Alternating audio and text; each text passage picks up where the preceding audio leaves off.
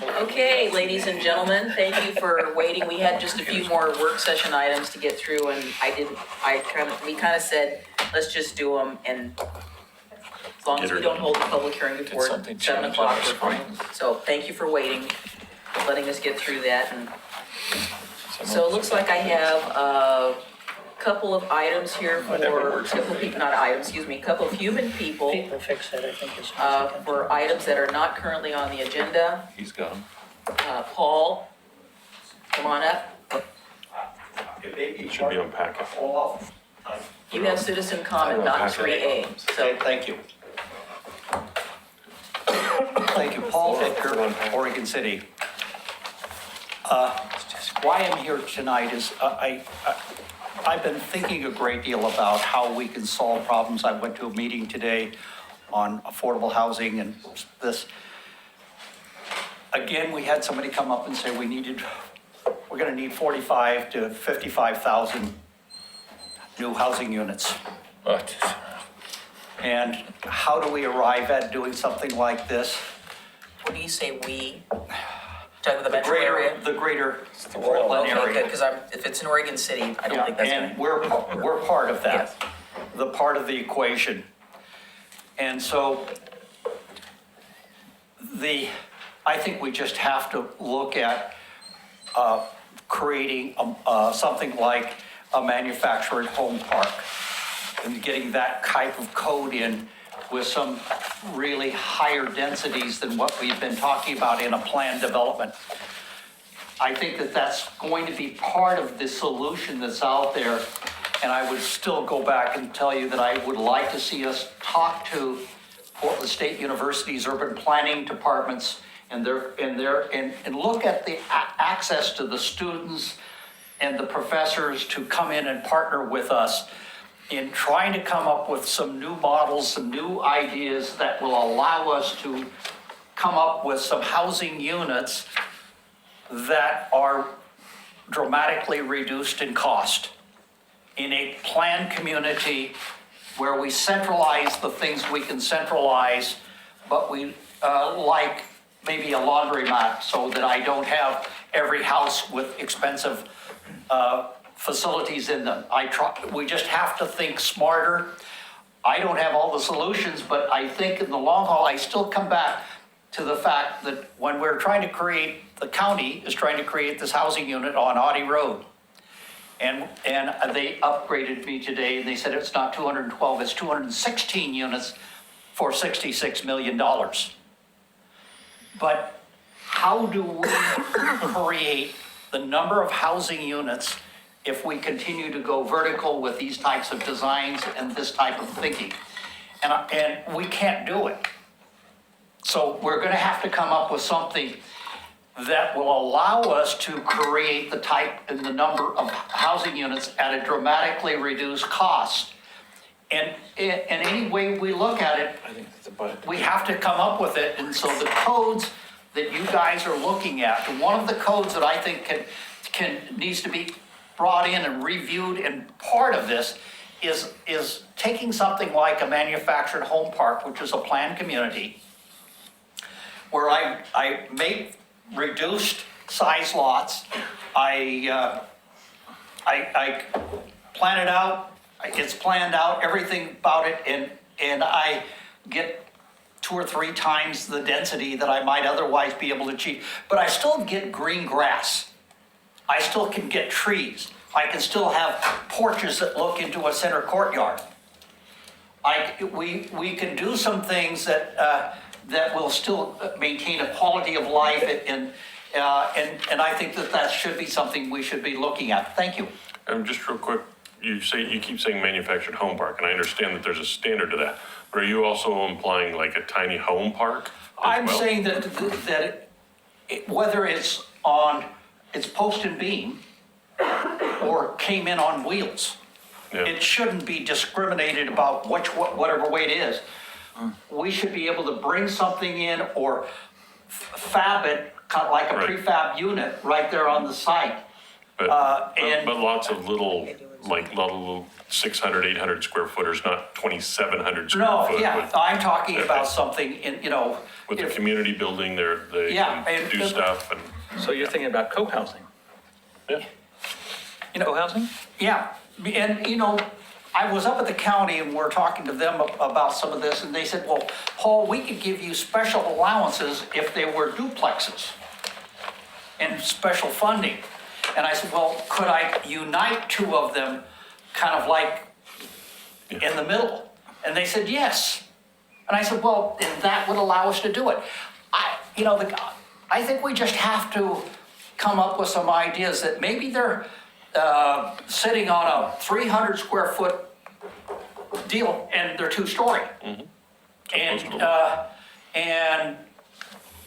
But I put a lot of them together, and I do it with the idea of beauty and aesthetics. And we can do these things so that when somebody comes into there, I don't want it to have somebody say that it's a project. I want them to say, wow, this is beautiful. Yeah. There's a site called Resolution 4 Architecture Yeah, well, that does that. okay, They have concepts where they have something that it's rectangular and modular, and it has everything you want in it, and then you can either, you can L-shape it, or you can put it on top for, other types of spaces, and it's a whole architectural concept that well, is out there. this is. Big on what the I- East Coast, and you just crane these, they're prefab, they crane them in, there are Stuart people that are. Edmonds, I think, has designed something like that, was in the Yeah, paper. they're awesome, they're Yeah, really nice. But, they're having a big manufactured home conference down Southern Oregon coming up in the next month. And I keep on getting invitations to go down to see it as part of the solution of what we could do to create something that was dramatically more affordable. Yeah. And I think that this is an example of us just trying to think, because I don't think we can afford $260,000 per unit dwelling units. Great. Thank you. Yep.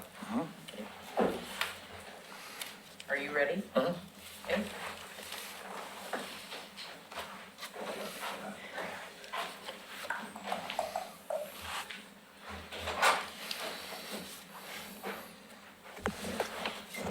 Hi, Tom. Is that on? Tom Guile, resident of Oregon City. I'm here tonight on behalf of our chair of our Park Place Neighborhood Association. He and I had a long discussion today. We're all about trying to get more citizen involvement and everything we can do to get them to come to our neighborhood association meetings. For the last 15 or so years, we've hung a banner over our wood monument like you have here in McLaughlin neighborhood. We have them on both ends of Park Place. Yet recently, the ones have been taken because of the code that you guys approved. I'm the only one who voted against it. But the code was no banners. I would like to see that you guys make an exception, because that banner let people know when the meeting was and where it was. Street signs don't get seen, they get knocked over. Right now, we have so many for homes available for sale that they wouldn't even notice ours. We had a simple banner that said Neighborhood Association meeting next week, and it's been removed. And I asked one of the code enforcement people today, no banners whatsoever. But you would think for neighborhood association meetings, the city paid for that banner out of funds, yet now we can't even post the banner for our neighborhood association meetings. I know we're not the only ones who try to promote our neighborhood association meetings. Everyone wants to. I was told today, again by code, well, social media. But if you don't even know who they are and they don't know that you exist, you can't reach them by social media. So I'd like us to consider, when we're looking at code enforcements, our code changes. I know that the banners are supposed to be, one banner can't say something different than another, or can't remember the wording we chose. But this is a neighborhood association meeting, and we want to get as many neighbors out and understand what's going on in our city and in their neighborhoods. And I'd like to see us make some kind of an exception for neighborhood associations, especially when the city paid for the sign to begin with. Okay, may I make a comment? Sure. Our neighborhood association and several others in the city use a specific type of a sign that says neighborhood meeting tonight, and it's posted, it's very visible, wasn't paid for by the city. I think that part of the issue is that area that the Park Place sign is, since I was the project manager for that project, that is state right of way. That is not the city of Oregon City's corner? property. Yes, that's state right of way. That's But why. it's our sign, our Yes, sign. we got a permit from the state to put it there. It's their part of their right of way. That's why it's planted and that's why the sign is there, because they gave us a permit to do that. So I don't know of any other neighborhood association, I didn't even know you guys used a banner, so I don't know of any other neighborhoods. I see the ones for Rivercrest, I've seen the ones posted for Gaffney. I don't know what they do for Southie because I don't know exactly when but I've seen the signs that are posted, they're temporary, you know. Right. So all of those real estate signs technically are not really legal there either. Oh, you wouldn't believe all the, Well, I know. the garage sale, and they keep hammering. We asked if we could put a sign up on the wooden sign, because they're nailing things into the trees and into the actual sign. Yeah. That sign cost a lot of money, as your McLaughlin neighborhood did one, and they're ruining it by nailing things into it. And I wanted Into to the put just Park a. Place sign? Yes, and I'd like to put a little sign saying no posting of We'll put that on whatever, there, but yeah, somebody that- said they can't even do that. That was paid for by the city paid for that sign. But that so- corner there is such a mess, the political signs usually, but sale signs, but we just thought, for a neighborhoods association meeting, why couldn't there be that Well, banner that was because we paid don't for? allow banners. But it's a neighborhood association meeting. But we don't allow banners. It doesn't matter what it's for. I think if the city tries to make an exception for a neighborhood association, what's to prevent Jonathan coming up and saying, well, we want an exception for our DACA meeting, or we want an exception for this meeting. I think you know. I know what you're saying Is there a about way for DACA. you to put it up, temporarily? Hanging in the trees? No. Well, it's usually only temporary. It's only up for a But week not on the before the Park meeting. Place sign. You have posts that you can post. Who owns the it. Park Place sign, the state or the Park The Place city neighborhood? owns it. The city, so it's city-owned. Yes. And it's a city neighborhood association sponsored by the I think you city. need to come I'm up with- speaking on I behalf know. of any I think you need to neighborhoods. come up with a different solution. But, That's my opinion, as a neighborhood person. yeah, I understand, you've been on them longer than I have. No. It's just like, I keep thinking, why did the city do that? Because at And the then- time they bought the banner, banners were allowed. Yeah. And then we changed the code. But I would say, have a conversation with Nancy Bush and see if there's some sort of compromise. Can you get this, can you You get got- it back? I don't know. Again, I was talking with Greg Stone, and he's the chair, and he was telling me, he asked me to find out why can't that be there for a city-approved meeting?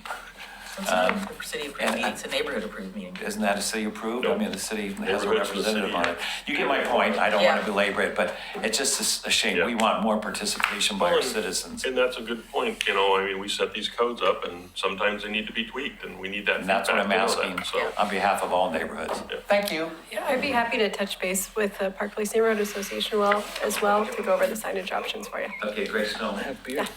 It doesn't- Okay, anybody else who's in the audience under item number 2 that would like to comment on something that is not currently on the agenda? We only have one agenda item. All the other slips I have, it say 3A, and legislative 18-00001. That's that, 3A. Yep, so it's 3A. Anybody else? Going once, going twice? Okay. All right. Oh, somebody raised his hand. All right, come on up. Come on up. Sorry, he's Nope. 3A. Are you 3A? This is for items that are not currently on the agenda. Like Okay. me.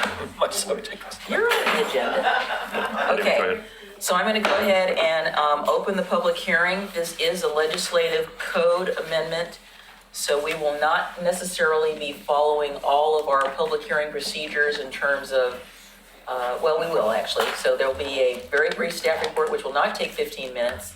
The public hearing will be open. We'll take public testimony, and I'll just call everybody's name off if that's okay with you all. If the planning commission decides to make a decision tonight, tentative or otherwise, we'll let you know. So that's why we have your slip, so in case you are here and you want to get notified about what we did. Any more coming? More coming. 3A, all right. All right, And we're so- gonna make an effort to try to wrap this up by 9, Denise. Yes. Oh, you got it. 5 to 9. You're on the record. You heard it, guys. Oh, I already said it on the Easy to find record. yours. So, all right, so just come on up and just be sure to start your testimony by stating your name, and you don't have to give us your specific address, but you can just say you live in Oregon City or you live in An incorporated class. wherever, or Milwaukee. Milwaukee, parts unknown. If anybody has anything written, please make sure you give that to the staff. and they'll make it part of the record. I don't think we have anybody's doing a PowerPoint presentation. I don't see any oversized boards or anything, so we're okay with that. We will do our very best to make sure that you have sufficient time, but we are going to be adjourning promptly. So I will just get to it. Jonathan, you get to be first.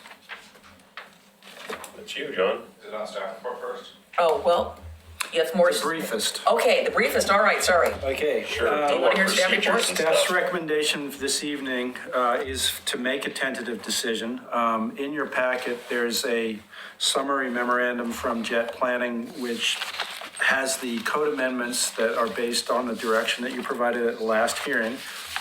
Those deal with lot averaging, parking for 3 to 4 plexes, parking for ADUs, the owner occupancy of accessory dwelling units, the mixed-use downtown height limits, and the thresholds for master plans and PUDs. And that's in addition to the direction that you provided at the work session this evening.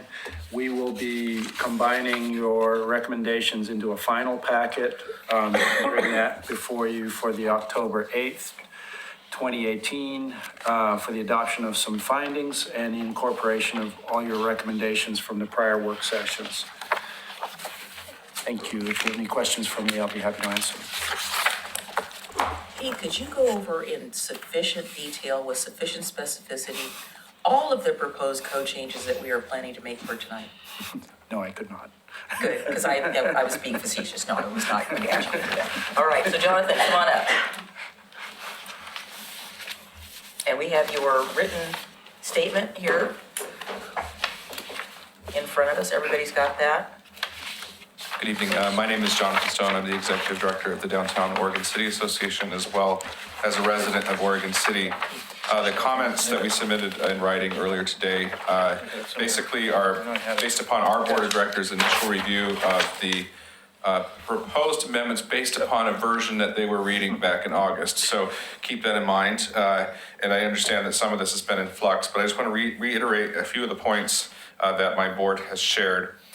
First, what they were reviewing with respect to food carts, which is not on the written comments, is that they made no comment because the understanding was that the changes to the code were clarification for a zoning area that already allowed food carts. So that's why there is no comment in writing about food carts, just to make that clear. Then, at the time we reviewed transitional shelters, there was some language about the mixed-use downtown and their inclusion there. We're suggesting potentially exempting the design district overlay area, which would be sort of the historic core for not allowing transitional shelters.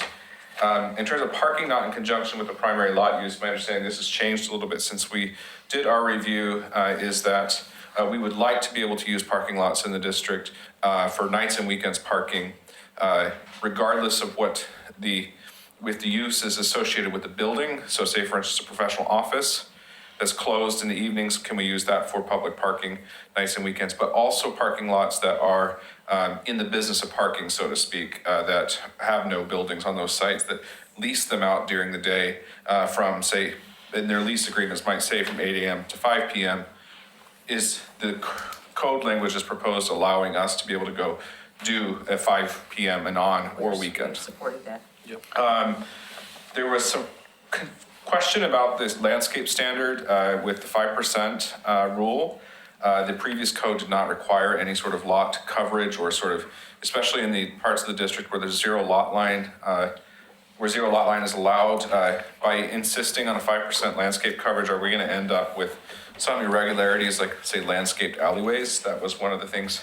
Was that necessary for us, for that to do? Can we be a little more creative with how we accommodate the landscape standards?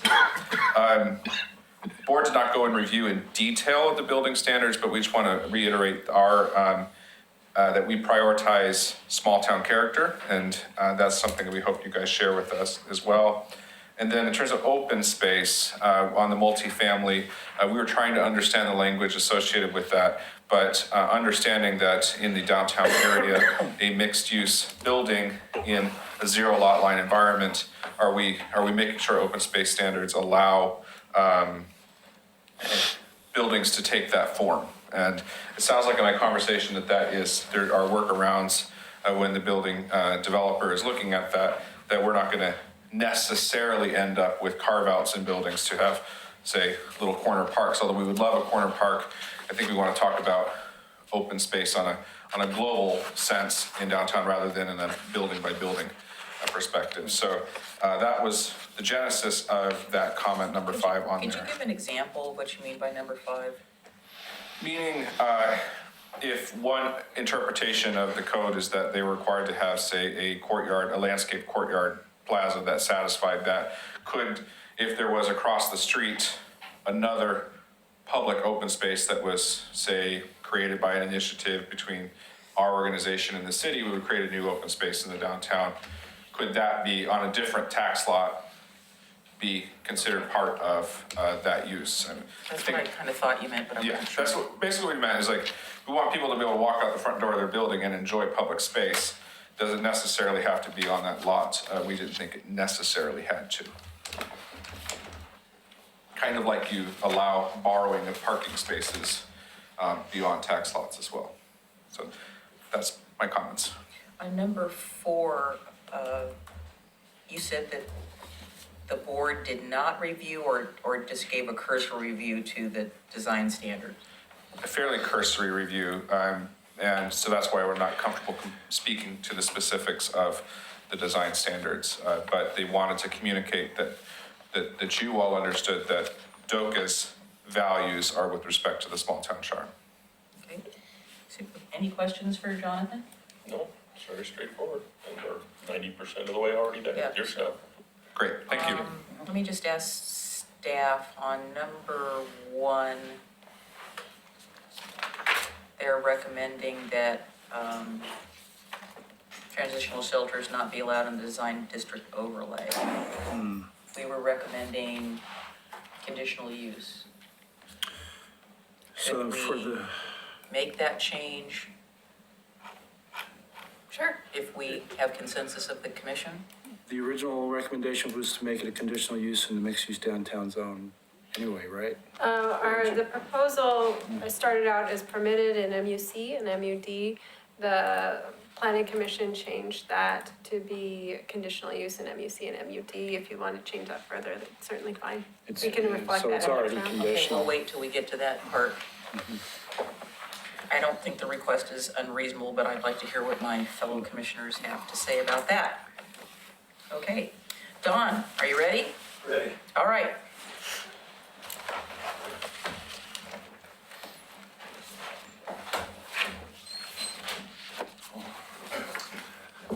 My name is Don Leith, and I live in Oregon City. And I'm currently the president of the Claremont Park Homeowners Cooperative.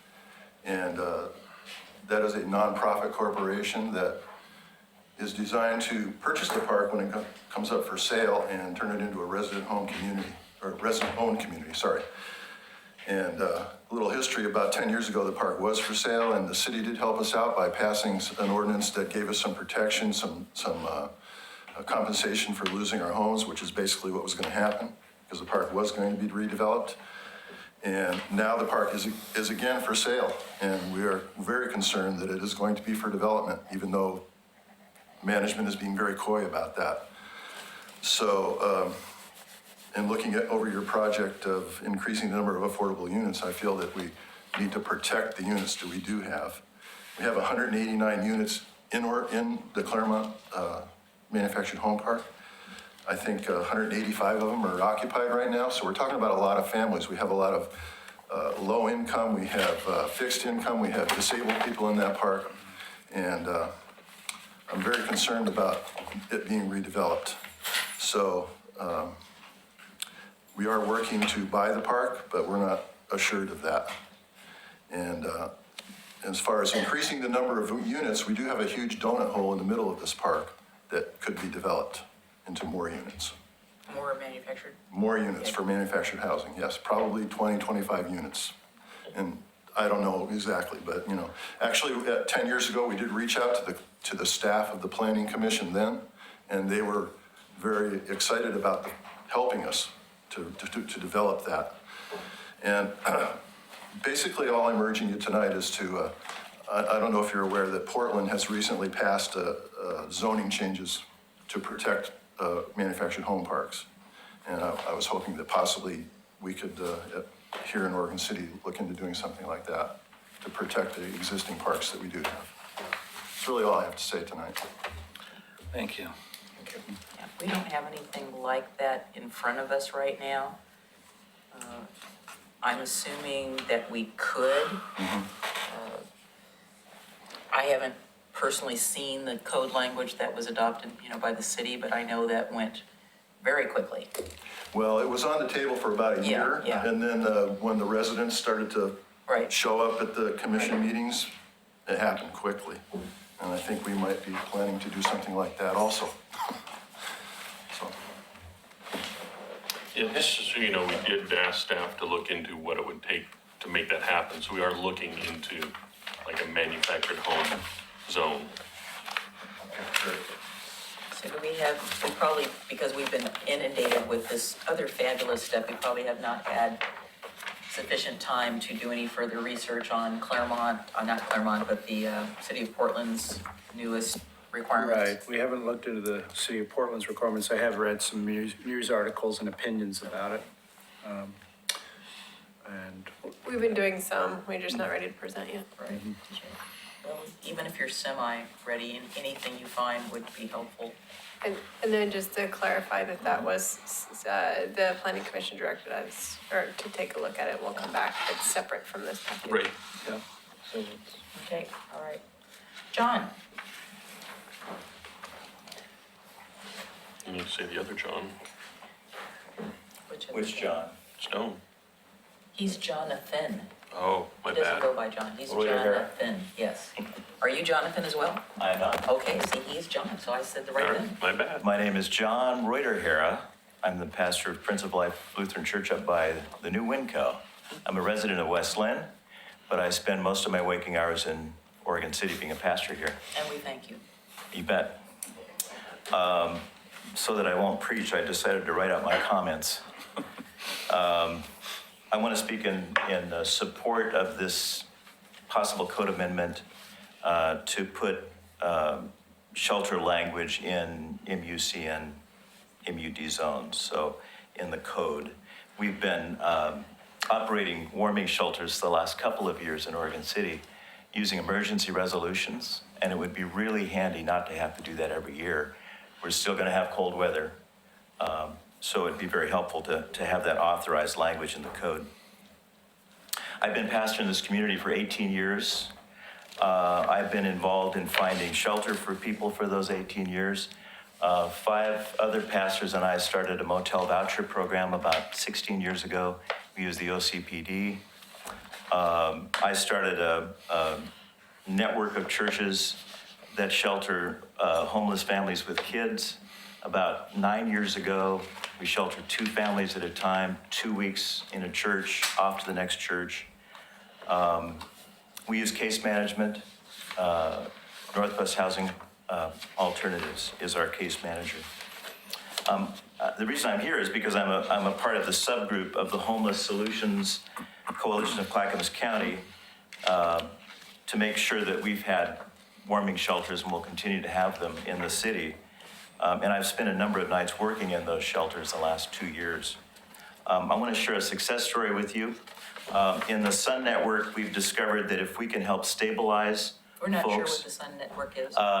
Sheltering Our Neighbor. Okay. So that's our 6-church network that shelters families. If we can get them stabilized and get them case management, we've had pretty good success in finding permanent housing. In fact, over 9 years, we've been able to shelter about 56% of folks in permanent housing. Second success story, Eugene Springfield churches are currently sheltering 74 people in small Conestoga-type shelters that fit into one space in a church parking lot. One of the use of this code amendment, I would hope, could be possibly using that kind of a shelter on a church parking lot. These structures keep people warm and dry until case management can find permanent shelter. by the way, the Conestoga type shelter, I think, would be an appropriate symbol in Oregon City. So I'm here to encourage and support the proposed code amendment that would allow for shelters in the aforementioned zones. Although it sounds like maybe we've got some questions about those zones and some details about them. But just that we would not need to use the emergency resolution would be really helpful. Thank you. Lauren, did the emergency resolution apply to, I thought that emergency resolution only applied to 2 places in Oregon City. No, it applied to more than that. 4 is the number that's coming to my mind, but they didn't all operate, and they certainly didn't all operate a long duration either. And then you did see attached to the Planning Commission agenda associated with the Homeless Solutions Coalition of Clackamas County. There was a proposed amendment as well, which was overnight warming shelters are outright permitted, and it picks a couple of tax lots, 3 tax lots from November 1st to April 30th. And we don't know what those tax lots are. So it is the Father's Heart. One by one, Father's Heart and the I one on think that's it. Jefferson. It's 2 properties, 3 tax lots. Is that right? Oh, 3. Is one of them the Oregon City Retirement Home? And the retirement home, thank you. Is that in there? Okay. Yeah. And then it says, so the suggestion is that they're permitted on 3 tax lots from November 1st to April 30th of each year. Shelter providers are required to hold a public meeting or open house prior to the opening of the warming shelter to hear neighborhood concerns and provide 24-hour contact information for the duration of the event. So that was included in your package that went out last week. Can we hold that? We have one more slip and then we can come back to that, if that's okay. Lynn? John, before you go, I apologize. When you said the name of the church you were with, my brain went to Zion. Prince of Life. I went automatically to Zion Lutheran because that's the one that I know, and I thought, okay, he didn't say Zion Lutheran. I know he didn't say Zion Lutheran. Prince of Life. No, Prince of Life. Prince of Life, okay. Hi, Lynn Anderson, Oregon City. I'm losing my voice, sorry. I've been following most of your meetings in the convenience of my home in my pajamas. It's been nice, but this has been a really long and arduous process for all of you. And I want to thank you for your hard work. Also to sort of cheer you on and tell you that to take your time, don't rush. I know that at some point you guys are probably totally burned out on this and you just want to say whatever and throw up your hands, and I don't blame you. But it's just too important, and it can have such long-lasting effects on this city. So take your time, and I really appreciate the hard job that you guys are doing. The main thing I wanted to address tonight, though, was parking. That I'm really opposed to the reduction in parking, and I feel like we've already made some terrible mistakes with it in the past. Like if any of you have ever driven through that neighborhood over by the Oregon City High School, the new high school, where it's like row houses, single car garages, and of course everyone's got stuff in the garage, so they can't park in the garage. And everyone's got at least 2 cars, so they've got 1 spot in the driveway, so they have to put a car in the street, and the houses are packed and they're really close. There's not enough room. The parking, if you ever drive through there, it's horrible. And your goal number 3, enhancing the livability of the community, is not happening there. That's just wall-to-wall cars, and a lot of them are illegally parked. And it's by the school, so you've got kids, so it's a bad situation. So that's the example. I want to talk about that. And the other thing is, how many of you guys walked here tonight, rode your bikes, took public transit? Anybody? No, I came from the hilltop to get to here. And normally she walks. I helicoptered in. You know, it's a great idea. I hear you come up at this commission sometimes. You guys talk about, you know, that people need to walk to work, ride their bikes, take public transportation. You know, that's really great. It's just such a Disneyland utopian theory when you look at the practicality of it. I'll give you an example. My daughter and her husband get up at 5 in the morning, try to get 2 little kids ready to go to school and get themselves ready for work. To think that, you know, and then they leave. One of them drops one kid off at preschool, one of them drops the other off at a babysitter. To think that they would walk or ride bikes to accomplish this task in the morning on their way to work? No. Even public transportation would add additional hours. We're gonna just stop at, drop the kids off at school, and then wait for the bus again and get it. It's just, it's not practical for so many people. I mean, I love the idea to, be able to just walk to work, but it just doesn't, it's not serious. And then you consider the weather here, the rain. To sit there and think that, we're gonna convince people to abandon their cars and take public transportation. It's just not practical, and I mean, it's a great idea. So I hate to see you guys consider reducing the parking anymore. If you don't believe me, go drive that neighborhood over by the high school and you'll see it. I mean, it's a great idea, but I'd like you to consider not reducing parking. Can you make the comment about we recommended increasing? Yeah, I mean, most of the parking recommendations that came through, we passed with the 2-for-1. So there is going to be some off-street parking for most things. And then I will just say, just briefly, I know of at least 3 people who bike all the way into Portland every day. So there are some people who do it, but And they have that kind of job, and like any job I've ever had, you have to look presentable when you get there. And if I rode my bike to work, But when it starts pouring, I don't think it will. I wouldn't have my job that long. Yeah, And but- another comment I think I heard you make before, Damon, maybe was that you can't put it back afterward. It's like that neighborhood that I'm talking about over by the high school. If you wanted to fix that problem now, it's too late. It's already there. So it needs to be addressed, prior to that. Prior to development. Yeah. Yeah. Okay, thanks. Well, we did discuss the one big issue is that Oregon City topographically has issues. And we can't change that. It just, it makes it very difficult at times. I mean, there are definitely, opportunities, but I know I tried it twice. I took the bus in from here to my office in Chinatown, 2 hours. So that was not acceptable to my employer, I can tell you that. That's nuts, yeah. Yeah, it's because I had to make several transfers, and that was before light rail, so, Takes me an hour to get to LO. yeah, an 40 hour? minutes. Yeah, Yeah. I could believe that. It used to be before they got rid of the 99 Express. It was I know. The 99 Express was awesome. right. It was I 45 thought I minutes saw the each. 99. There's They changed it with. They've changed the with schedules. I know I see one first thing in the morning and I see one towards the evening, because I know somebody that takes it and it drops them off right by the Portland building, which is where he works. But, okay, so I don't see anybody else who wants to testify, so we will move to the discussion part. So let's go back to the memo that we got dated the 17th. So there, Yeah. so we have the memo says Oregon City Planning Commission, can't even talk, Homeless Solutions Coalition of Clackamas County. Say that 3 times real So fast. I did want to add one clarification. Sure. And that's I double checked the 3 tax lots. It is just for the 2 properties, which is my father's heart and 1 by 1. One is in. What's 1 by 1? It's a church. It's down on Washington Street, at 15th and Washington, right in the same building as Grano Bakery. There's a church in there? I've never seen that. I go it every I day. thought churches were conditional uses in all zones. Uh-oh. No, they're not a conditional use in all zones.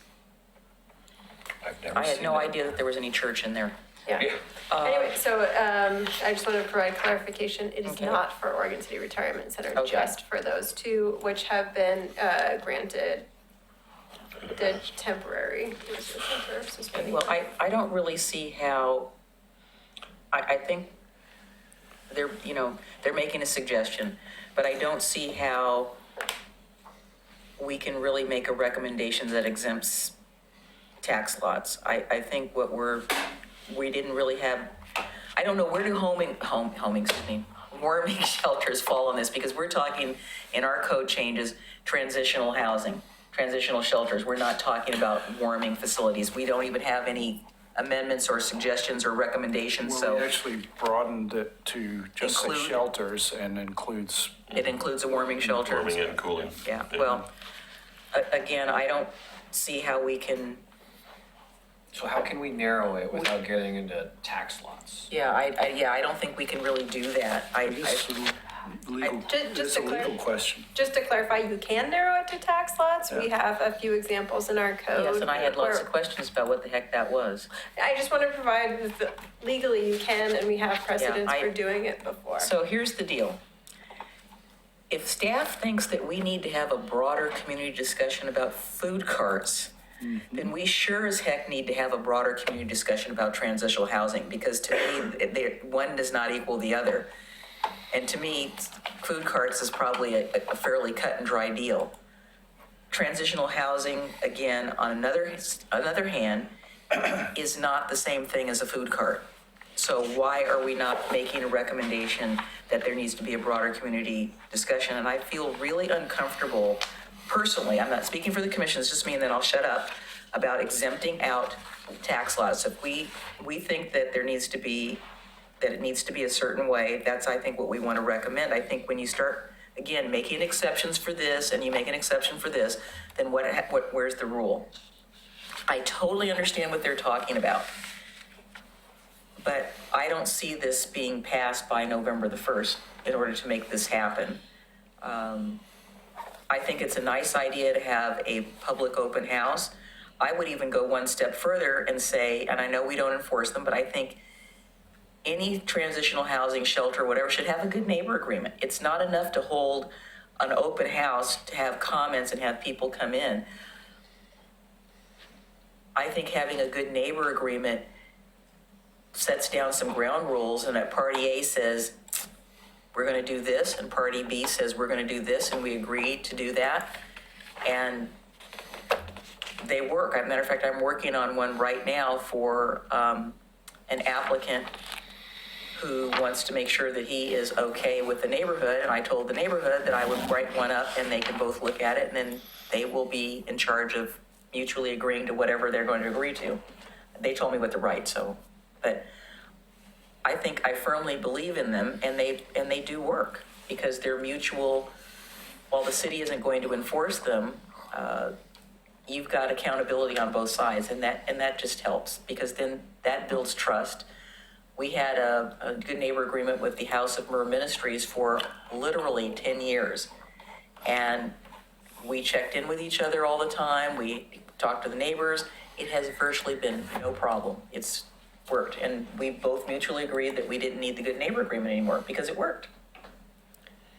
I can tell you why it sounded like you asked the question, which is, why are food carts a broader discussion, and why does this not have a more discussion? And from our perspective, food carts were never in this proposal back when we sent out the green card. They weren't really in the proposal when we talked to Pat or had all these, what we went like, we're past 45 number of meetings, something like that, I'm not sure. But through the time, it hasn't been a part of this discussion. That's why we were suggesting to set it aside so that people knew if they called us because they got a green phone, green card or something like that. We didn't say, oh, also food carts or also whatever. But that this idea that there needs to be, whatever it is, a more permanent solution to identifying where shelters should go and what the process is, whatever the planning commission decides, was always a part of this project. And so we did talk about that with the advisory group, although they didn't provide a recommendation on that. And then also, I have to take exception to that, since I participated in every PAT meeting except one open house. We did not talk about it. It was brought up by Nancy Ide, and we were told by the consultants that it was not part of that discussion. So I wrote it down in my notebook. So no, we did not have a discussion about transitional housing or shelters or warming facilities or anything. We were talking about equitable housing, about housing units, not transitional housing. It did not come up until the very end. well, it was our main topic for, The final policy recommendation on July 21st mentioned it, but it wasn't in like a PAT Right. yeah. recommendation. And I didn't mean to say that they had made a recommendation. No, There you was said a we discussed it discussion all on along, and we didn't. No, I didn't say you discussed it all Okay, along. okay, It was then I take that discussed, back. but really we had a open house, like a workshop thing with that. And a vast majority of the feedback during the workshop was on transitional shelters. And so we kind of saw more discussion on it on the end, but again, they did not make a recommendation. Yeah, and- But the difference for me is that that had been a part of the process in identifying a solution. So I'm just trying to answer the question, why one and not the other? Yeah, well, Food carts versus again, this. I still think that the community needs to have discussion about it. Because it affects a lot more people than just the people who are being sheltered. It affects everybody, and we all have a stake in making sure that we get it right. And having certain facilities, whatever they are, come in under the radar and say, no, we don't need to have that conversation because it's just not right. So Laura, with the comments that we got from John earlier, it's obvious that there's other places where there's warming shelters that are not these tax lots. So is there a better way of narrowing this amendment so it is not tax lot specific, or Well, is that if I the best may, option? I think that it does boil down to the question of process as well. So you've already determined that there would be conditional uses, even though the recommendation initially wasn't that they not be. So having that process for community input and public hearing and a quasi judicial hearing, there's that you've already made the recommendation on. As for individual tax lots, I think there's some additional work that we need to do to just talk about the requirements that would be in place for those. Yeah, it seems like this is an attempt to narrow the scope rather than, because the original proposal was so Maybe it's the cart broad. before the horse. The feedback from the commission was like, wow, they could all be thinking of this worst case scenario. And so this is identifying just the two. So what is the second one zone? Because I want to be sensitive to the downtown association's concern, and I think that I would like to recommend that we not allow them in the MUD, particularly in the design district as he's specifically specified, not the entire MUD, but The design district. the design district portion. So the second one is within the mixed use downtown. So the first one is MUC 1. The second one is in MUD, but it is not within the design district. Okay. Yeah, I mean, just my concern about putting tax lots down is that, well, there's Hearts moved once already. You know, the one for one or whatever might move. And I would much rather something, you know, with a DBA, doing business as, blah, blah, blah, you know, and that it's a permit that corporation, whether it's nonprofit or whatever, is responsible for, rather than just, you know, because if heaven forbid the church moves out, does that mean that becomes a squatting shelter? Because it's the tax lot that lets it be a warming shelter. It isn't the business that's there operating it. So can squatters come in and sit down and say, I'm in a warming shelter and the city says it is, so you can't throw me out? I think the existing examples for tax lot specific exemptions or what have you do spell out in detail what the prescriptive use that's permitted is. Right, and it's two paragraphs in two different code sections that probably don't need to be there anymore, but I would. It's not elegant. The other thing you can do is limit the number of people on each tax lot. I know that this is going in the wrong direction because you're thinking more broader rather than less specific, but it is an option too.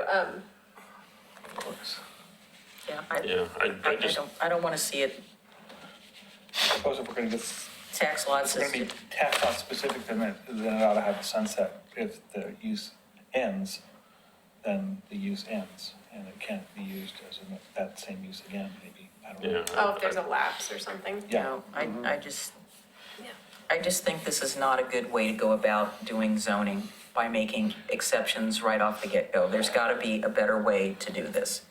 Especially since there's so many other people who want to be involved, the different churches and stuff. Yeah, I think, I would you think know- that there would be maybe certain overlay, maybe an overlay that you can use or something in certain zones that you can establish on there? Yeah. You know, or Or just maybe say a- certain types of Because it wouldn't business. be just one zone that would be, Yeah, that I would think allow there's it, ought to be a but- way that, going through the conditional use permit process, that it is very clear. I know there's discretion in conditional use, but it's very clear and it's objective, because again, I still firmly believe that the community can have a non-emotional discussion about this. We know that there's a problem and we know that there's a solution, but again, even though we had workshops and open houses, I didn't see the community having a discussion about this. Yeah, but we're having a community discussion I know, right but- now, and where are they? Well, because again, they don't know about it. And you can't put up a banner to tell them about it. We'll put up a banner at Tom's house and tell them about it. And along, if it is a conditional use, then along with those overlays or special areas that are identified, you can also have subtext in the conditional use permit approval that describes what can go on in those areas as a conditional use. And how many people or whatever you want to say. Whatever it is you want to say. I mean, I'm That's true. not going to get into those details, but I'm just looking at the framework, the possible framework that you could maybe do in order to solve it. I don't know, there could be something that, Yeah, we already Something I don't know have certain about, standards but- that are applicable to residential Yeah. care facilities and heliports and. What Right. would those standards look like? what do the standards look like? Yeah, if you wanted more specific ones under the conditional use. Well, I mean, I know, and I don't like to refer to the community that I work in because we don't necessarily do everything the right way or whatever. But there are certain areas like the Gene Way commercial area. And there's conditional uses that are allowed there. And then they talk about the different kinds of uses that would be allowed as a conditional use in that area. And then they talk about the overall flavor and kind of description of what that area should be. And I know I'm talking in very vague generalities and turgid prose, but that's kind of the way I was thinking about going about. And you could use that for anything, really. You could use that for any kind of specific category that you wanted to capture as a conditional use permit in a certain area by describing or having more clarifying language in the conditional use permit category to describe it. I think we do have a standard now that says you have to meet the intent of the zoning designation or something like that. Yeah. Similar. I could send you an example when I get into work tomorrow of what I'm talking about. Yeah, no, I'm just, yeah, the balance we're trying to make is that we're not, Do we still have a city code? yeah, it's right here. Would you be so kind as to weight lift it down? Or I can actually get up and weight lift it over? I just want to make sure that You need to work out more I time. understand where we're going and then that we're, even-handed as we go there and obviously Right. not discriminatory and all that kind of stuff. Oh, I absolutely, wanna yeah, I'm be- just throwing that out there as Yeah, a no. possible idea. That's where I was trying to Yeah. pull out what standards or what the expectations Oh, are. yeah, see, that would take a little more Yeah. of my thinking cap to think about what that Okay, would actually I'm trying entail to for. just go through 17, 56 is the yes, conditional is use. the conditional use. Yeah, I just wanted to look at that. Because of course, at one time in my life, I actually had it memorized. Yeah, and you have the standard, conditional use permit. It's a sad line. It's an allowed use in the zone. If the site's big enough for the use, there won't be any kind of negative impacts on the neighborhood, and then The it's comp consistent plan. with the goals and policies of the comprehensive plan. So those are 4 basic conditional use permit things Yeah. that you see in The use is in listed, neighborhoods. yeah. Characteristics of the site are suitable, development demonstrates compliance, blah, blah, blah. Proposed use will not alter the character of the surrounding area, which I think satisfies.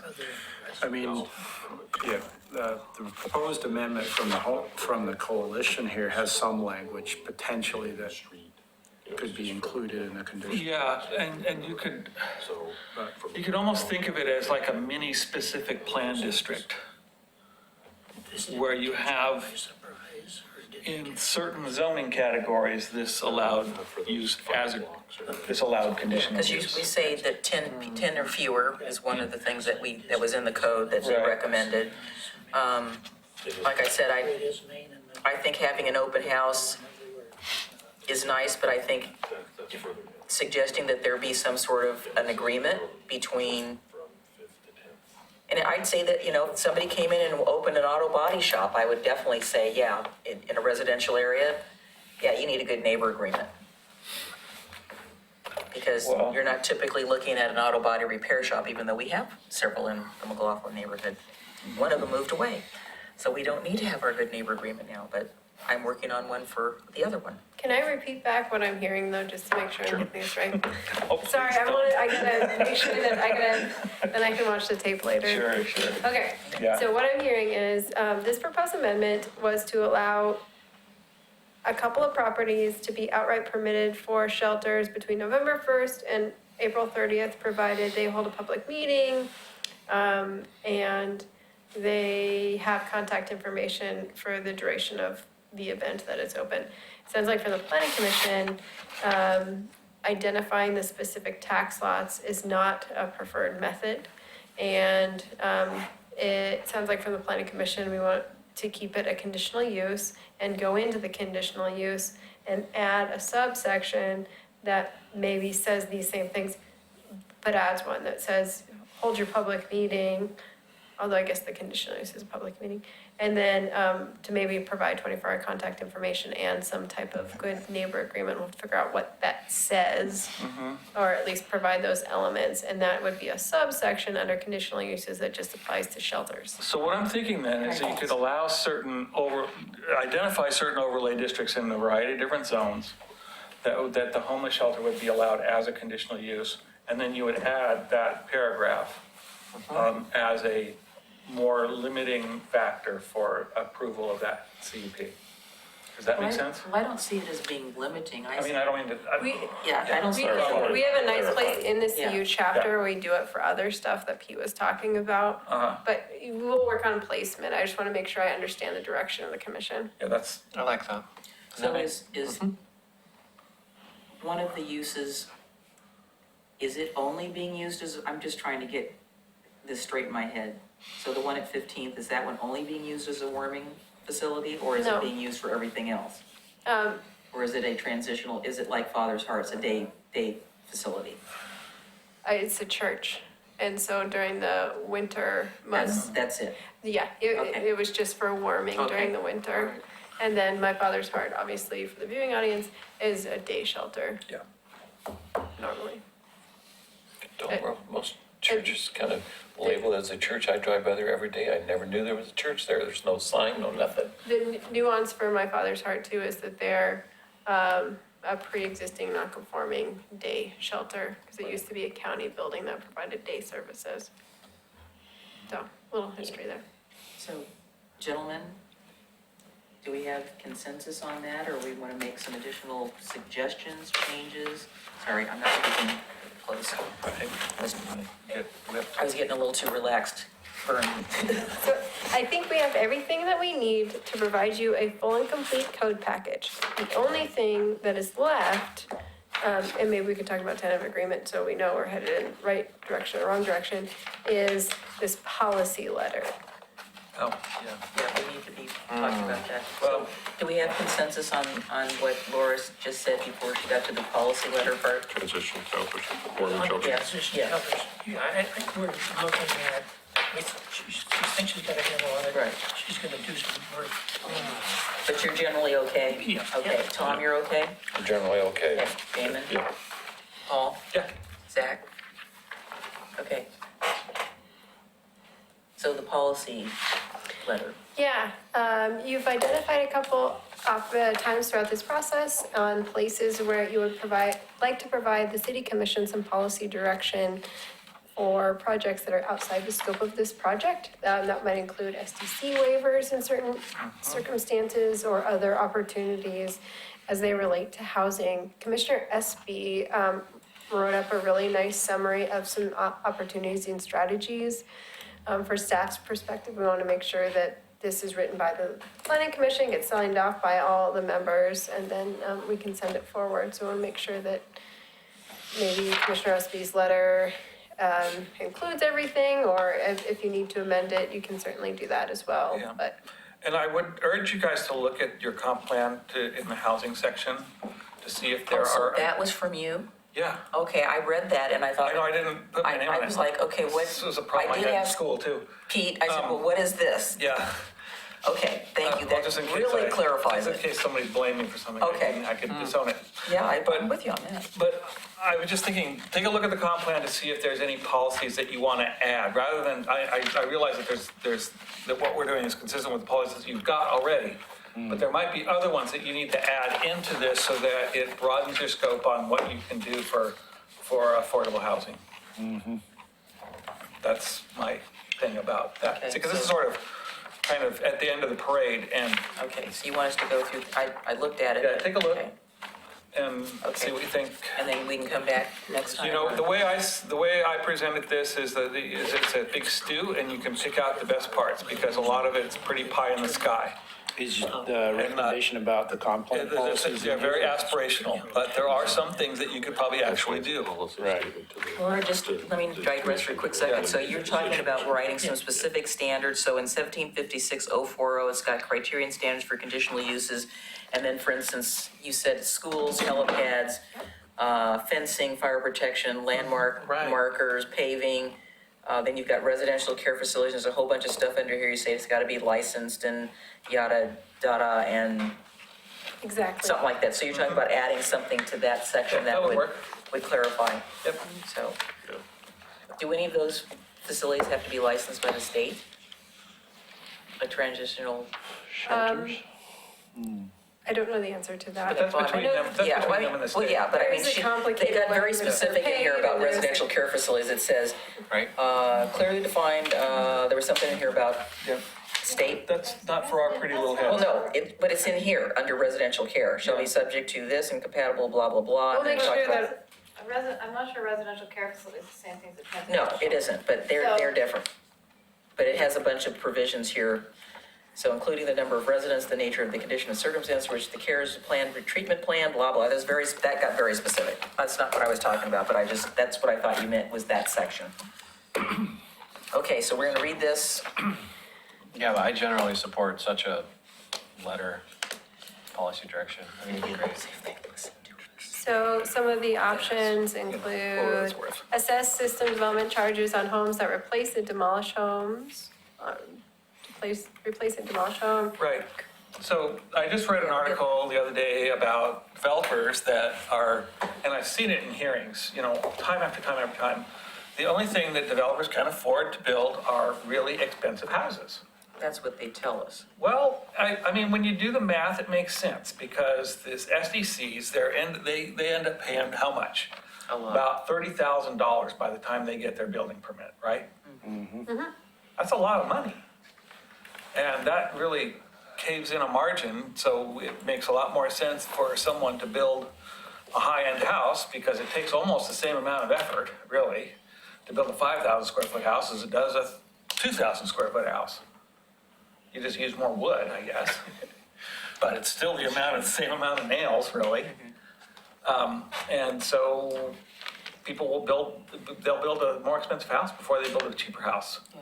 So there really does need to be some meaningful things, and I think this is metro-wide, to reduce the amount of burden that builders have, not just, I mean, I think that the setback reductions and, the loosening up of the zoning standards is great, but I think that there needs to be something done at the beginning of the building process, permit-wise, to give folks a break.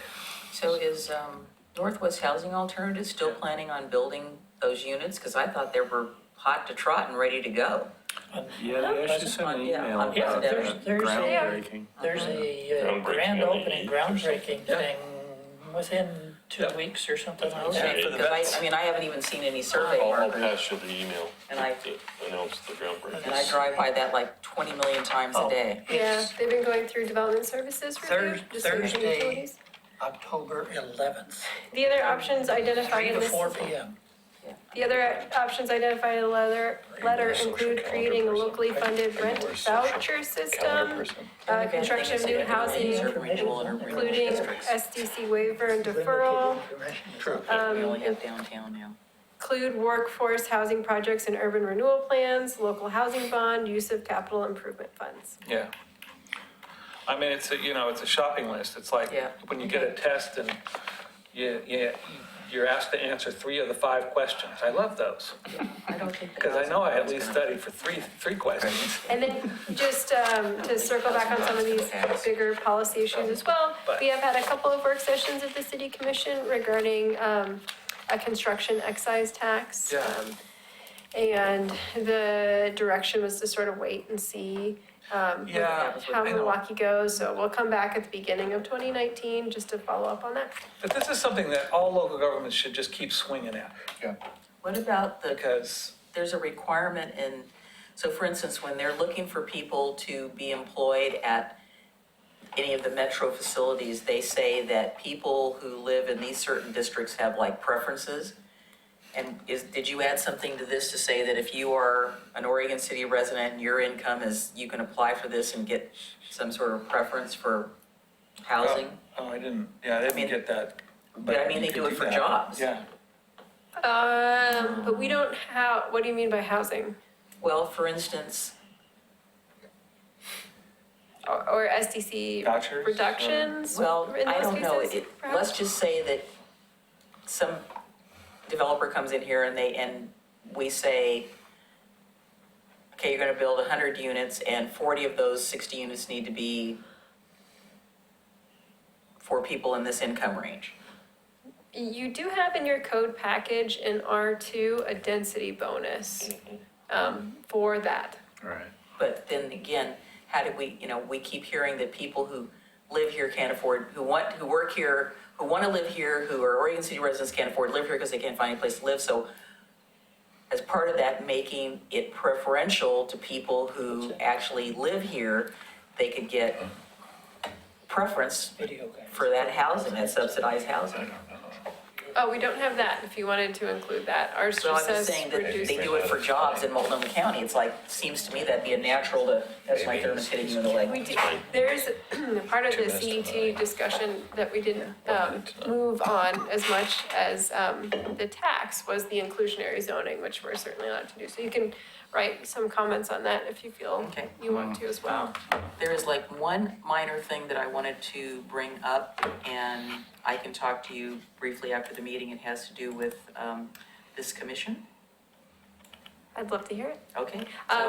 So how do you want to finalize this letter? Because we would love to have a draft that goes in the next agenda packet, so it's a nice one big bundle. The other thing that we're hoping to have in this nice big bundle that will be published on October 1st, which is a week from today, would be the final red line version of the code that includes all the changes you've identified, as well as a final clean copy version of the code too. And part of that is to let me know if you guys want hard copies of that red line and clean version or not. So on the clean version, are you gonna put, I would forego a red line version and have a clean copy with the changes that are italicized or some way that, rather than That's being red. That's a pain. No, Why I'd is it rather a have pain? the 2. I vote for the 2. Okay, hard copies of both versions. And his hard copy is the, It'll be final Well, deal. see, then you're doing this back and forth with the 2 copies. I just need a red line copy, track changes or whatever. Yeah. I don't So the need- red line copy would be the changes only, not the deletions, just what we're adding? It's both. Or Both both? deletions and additions. Well, I'm thinking about my poor printer trying to print. Bob wants one in Braille. Rob wants one in I just want to Braille. make sure you have what you need to bring. And So, sound like. printing on the long edge. Yeah. So I don't want to get it and do you this. want both versions, Yeah. or maybe individually, we'll survey you individually and you guys can pick one or both or whatever, and we'll do that. Okay. Okay, so how do you want to go about the process of finalizing this memo with Okay, policy? I director? haven't had a chance to like read it, and I'm not in any condition to really do it. Same here. But looking at it, I think if you get rid of the I's and change it to we's, in general, it's a good document. It lays out the issues that you know, that we need to deal with and, you know, try to get at least a horse next to the cart, even if we can't get it in front of the cart. Yeah. So, So how does this relate to the other policy changes that we are also wanting to talk to the commission about? You can include Would that, that be included in this as well? yeah. Yeah, So Just put it under do you wanna, see letterhead. Will you die if we don't, if we just, again, we all need to read this, we all need to think about it. I don't know if a week is going to be enough time. it doesn't have to go with the it doesn't have to go with the package either. Well, we'd like it to go with the package, but Or would you like us to take a stab at this and then send it to you? And, I mean, you can Damon take is- as much time as you want, it's obviously it's your project. Yeah. That would be fine. okay, that's Okay. okay. All right, Zach, are you ready for the motion? Yes, I would move we adjourn. second. So we'll continue this item to October 8th. Can I ask a question though, off the subject? Are we adjourned? Colin? Yes, yes. Turn off your mics.